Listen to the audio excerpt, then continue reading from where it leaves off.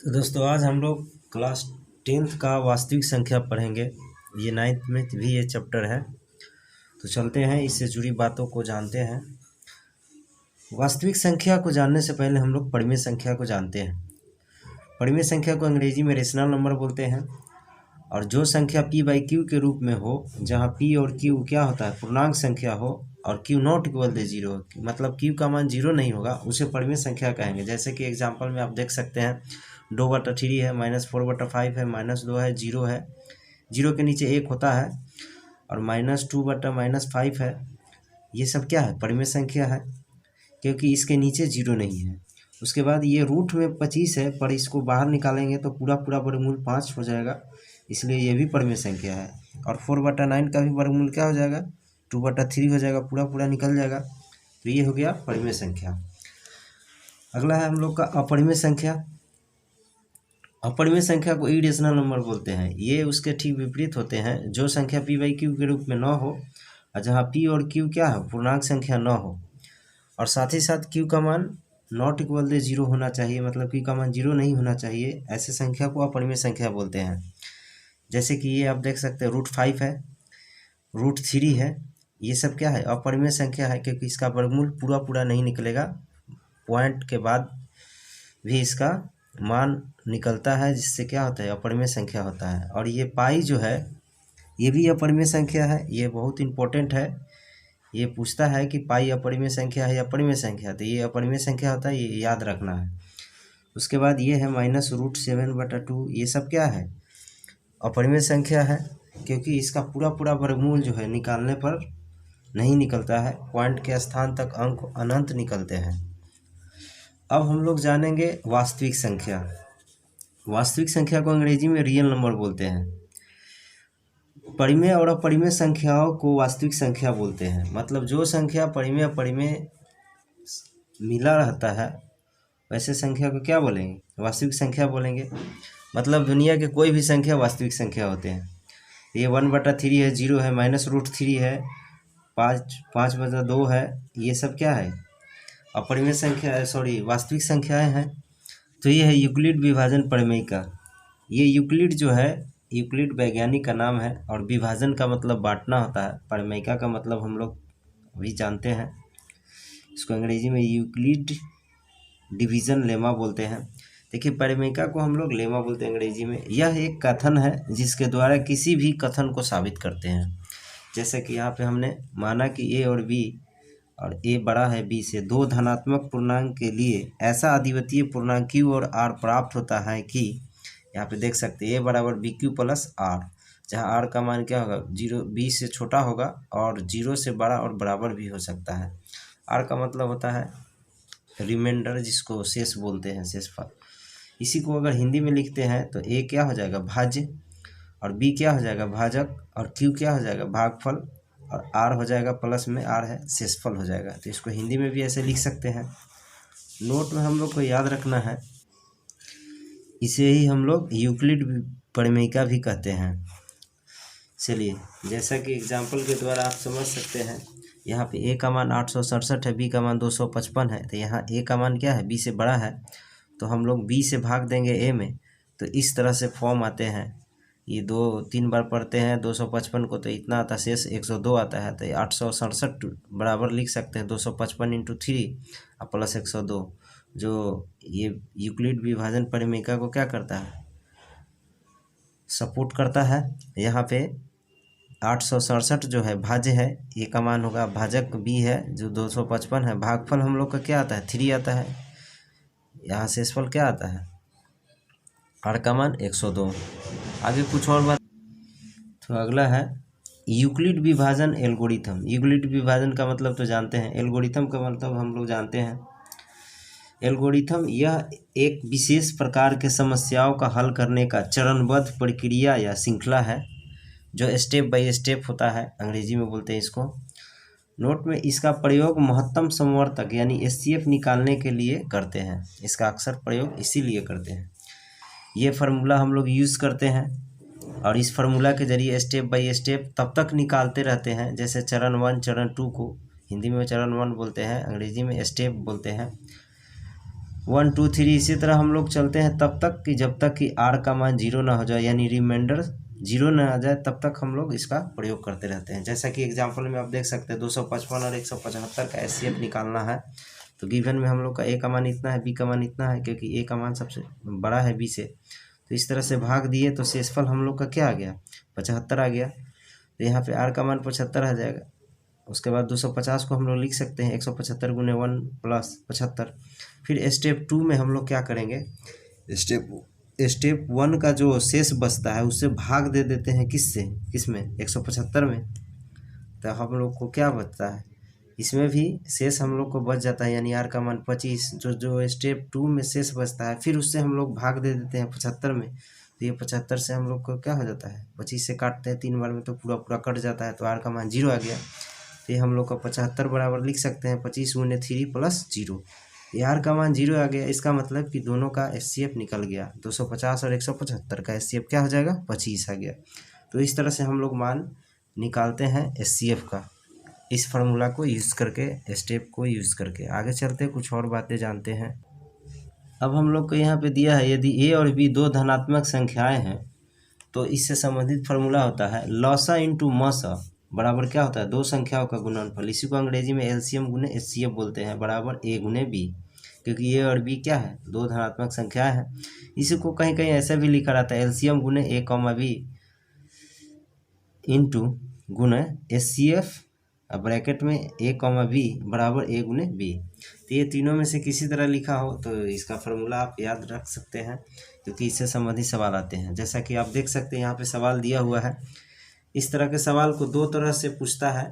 जैसे मैं यहाँ पे बोल रहा है संख्याएं 510 और 192 के अभाज्य गुणनखंड विधि से एचसीएफ और एलसीएम निकाले और साबित करें कि दो संख्याओं का गुणनफल एलसीएम गुने एचसीएफ होता है। देखिए सबसे पहले इसमें हम लोग को दिया हुआ है एचसीएफ और एलसीएम निकालें। तो एचसीएफ और एलसीएम निकालते हैं हम लोग, उसके लिए क्या करते हैं, जो संख्या दिया है उसके बारी बारी से हम लोग गुणनखंड कर लेते हैं। गुणनखंड करने का तरीका ही अभाज्य गुणनखंड विधि से होता है। तो 2 से भाग दिए, इतना आया, फिर इस तरह से हम लोग निकाल लिया। फिर उसके बाद दूसरा संख्या 192 है, उसको भी इस तरह से निकाल लिया। तो दोनों को 510 को हम लोग लिख सकते हैं 2 × 3 × 5 × 17। फिर उसी तरह 192 को भी ऐसे लिख सकते हैं, क्योंकि 2 6 है और से 3 यहाँ बचता है, तो इसको ऐसे लिख सकते हैं। उसके बाद एचसीएफ निकालते हैं। तो एचसीएफ निकालने का तरीका होता है जो दोनों में संख्या मिल जाता है उसी को हम लोग लिखते हैं। यहाँ पे 2 1 है, यहाँ पे 2 6 है, लेकिन हम लोग को मिल रहा है क्या, एक ही 2 मिल रहा है, 1 2 लिख दिए। उसके बाद 3 यहाँ है, 1 है और 1 यहाँ है, यही दोनों मिल रहा है, बाकी नहीं मिल रहा है। तो इसीलिए ये क्या होगा, एचसीएफ हो जाएगा, जो मिल रहा है वो। तो कितना आ गया एचसीएफ, 6। उसके बाद बोला एलसीएम निकालिए। एलसीएम का मतलब होता है जो दोनों में शामिल हो। तो पहले तो सबसे पहले जो मिल रहा है उसको लिखते हैं। तो ये 2 यहाँ 1 है और 2 यहाँ 6 है, तो 6 है तो क्या है, 1 है इसमें, तो ये सब इसमें आ जाएगा। तो 2 पर पावर 6 लिख देंगे। उसके बाद 3 यहाँ 1 है, यहाँ 1 है, तो दोनों में से कोई एक ही को लिखेंगे, यहाँ हो गया। उसके बाद बच जाता है इसमें 5 और 17, तो 5 और 17 को भी गुना करते थे, इतना आ जाता है। तो ये हम लोग का क्या हो गया, एचसीएफ निकल गया। तो इस तरह से हम लोग एचसीएफ निकालते हैं। अब दूसरा सवाल इसमें पूछ रहा है कि दो संख्याओं का गुणनफल जो आता है एलसीएम गुने एचसीएफ के क्या आता है, इक्वल आता है। तो जब इसको हम 510 को 192 से गुना कराते हैं, यही तो संख्या ने दिया था, इसको हम लोग गुना कराए तो आ गया 97,920 आया। फिर उसके बाद एलसीएम गुने एचसीएफ कराते हैं, तो एलसीएम हम लोग का आता है 16,320, उसको 6 से गुना कराते हैं एचसीएफ से, तो फिर इतना ही आता है। इसका मतलब कि ये हम लोग को साबित हो गया कि दो संख्याओं का गुणनफल एलसीएम गुने एचसीएफ के बराबर आता है, क्योंकि दोनों संख्या देखिए दोनों इक्वल हो जाता है। तो इस तरह से हम लोग को ये साबित हो गया। आगे कुछ और है जिसको हम लोग जानते हैं। अगला है दशमलव प्रसार या विस्तार। देखिए दशमलव अभी तक तो हम लोग जान रहे थे कि दशमलव होता है, पर दशमलव 2 प्रकार के होता है। एक शांत दशमलव प्रसार होता है, एक अशांत दशमलव प्रसार होता है। इसको अंग्रेजी में टर्मिनेटिंग डेसिमल एक्सपेंशन बोलते हैं, इसको नॉन टर्मिनेटिंग रिपीटिंग बोलते हैं। यहाँ पे दिया हुआ एग्जाम्पल में शांत दशमलव किसको कहेंगे, देखिए दशमलव के बाद जो अंक समाप्त हो जाता है उसको शांत बोलते हैं। जैसे 4.5 है, अब इसके बाद कोई अंक है नहीं। 7.5 है, 2.125 है, इसके बाद कोई अंक नहीं है, इसीलिए शांत है। अशांत में क्या होता है कि ये जब भाग देते हैं किसी भी संख्या में तो वो खत्म नहीं होता है, मतलब 666 आता रहेगा, 3.333 आता रह रहा है, 1.33 ये ख़त्म नहीं होगा, मतलब डॉट डॉट लिख देते हैं। इसका मतलब ये अशांत है, रुक नहीं रहा है, जब तक भाग देंगे ये संख्या आते ही रहेगा, इसीलिए ये क्या हो जाते हैं, अशांत दशमलव प्रसार हो जाते हैं। अब इससे जुड़े और कुछ क्वेश्चन हम लोग जान लेते हैं, सवाल जान लेते हैं।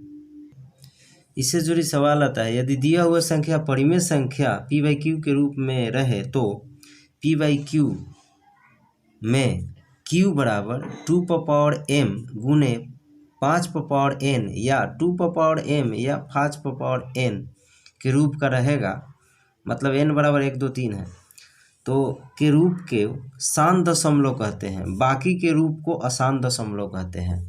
मतलब कोई भी परिमेय संख्या है और उसके हर जो है जिसको डिनोमिनेटर बोलते हैं वो 2 गुने 5 के रूप में रहता है, या तो 2 के रूप में रहता है या तो केवल 5 के रूप में रहता है, तो वो क्या होगा, शांत दशमलव होगा। और इसके बाद अगर कोई रहता है हर में कोई संख्या तो वो हो जाएगा अशांत दशमलव। जैसा कि आप एग्जाम्पल के जरिए समझ सकते हैं, 35/50 है, हम लिख सकते हैं 25 गुने 2, इसको नीचे वाला से मतलब है, ऊपर वाले संख्या से नहीं मतलब है, तो इसको लिख सकते हैं 2 गुने 25 का क्या होता है, 25 का स्क्वायर करते हैं तो 5 का स्क्वायर कर देंगे 25 आ जाएगा, और 2 है, तो ये m के जगह पर क्या है 1 है, n के जगह पर क्या है 2 है, इस फॉर्म को शूट कर रहा है, इसीलिए ये क्या हो गया, शांत दशमलव हो गया।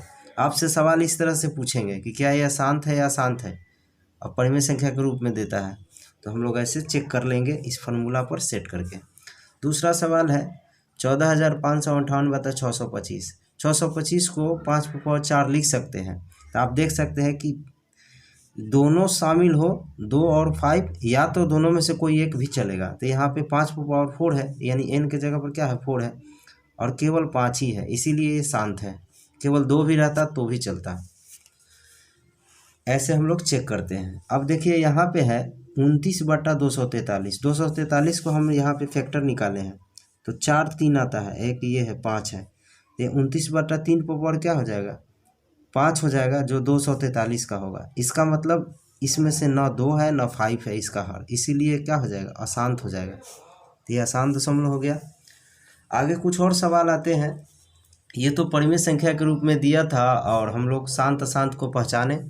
अब सवाल दे देगा शांत अशांत के रूप में देगा, अब पूछेगा कि ये परिमेय संख्या है कि अपरिमेय संख्या है, तो आइए इसको पहचानते हैं। सबसे पहले यहाँ दिया है, यदि दशमलव विस्तार दिया है तो परिमेय और अपरिमेय संख्याओं को कैसे पहचानोगे, तो चलिए देखते हैं। जैसा कि यहाँ पे दिया है, यदि दशमलव विस्तार शांत हो तो आप पहचान जाइए कि ये परिमेय संख्या है, इसमें कोई प्रॉब्लम नहीं होना चाहिए। यदि दशमलव विस्तार अशांत हो तो इसमें परिमेय संख्या और अपरिमेय संख्या दोनों शामिल रहता है, जैसा कि एग्जाम्पल के जरिए समझ सकते हैं। ये पहला था दशमलव विस्तार शांत हो तो परिमेय संख्या आप देख सकते हैं 7.5, 6.25, ये सब तो शांत है, इसीलिए ये दोनों क्या है परिमेय संख्या है। लेकिन यहाँ पे आप देख सकते हैं ये दशमलव के बाद भी 6 क्या है चलता जा रहा है, तो ये अशांत है, लेकिन वही अंक रिपीट हो रहा है बार बार, इसीलिए ये क्या हो गया परिमेय संख्या हो गया। इसको ऐसे भी लिख सकते हैं, ये डॉट डॉट न लिख करके 6 पर रेकरिंग का साइन दे देते हैं, तो यही उसको ऐसे भी लिख सकते हैं, इसीलिए ये परिमेय संख्या हो गया। अब देखिए यहाँ पे 5.234 यानी आगे भी 234 रिपीट होते जाएगा, तो इसके लिए हम लोग क्या करते हैं 234 पर बार लगा देते हैं, तो ये भी क्या हो गया परिमेय संख्या हो गया, क्योंकि वही संख्या बार बार रिपीट हो रहा है। लेकिन ऐसे संख्या जो बार बार चेंज हो जाता है, देखिए 2 पॉइंट के बाद 1 होता है, 2 होता है, उसके बाद 2 गो 1 होता है, उसके बाद 3 गो 1 हो जाता है, तो इस तरह की संख्या को हम लोग अपरिमेय संख्या बोलेंगे। यहाँ पे ये भी वही है, अब देख सकते हैं यहाँ 2 0 है, यहाँ 3 0 है, तो ये हमेशा बदलते जा रहा है और आगे तक चलते जा रहा है, इसीलिए ऐसे दशमलव को हम लोग अपरिमेय संख्या बोलेंगे। तो मुझे उम्मीद है कि आपको समझ में आ गया होगा।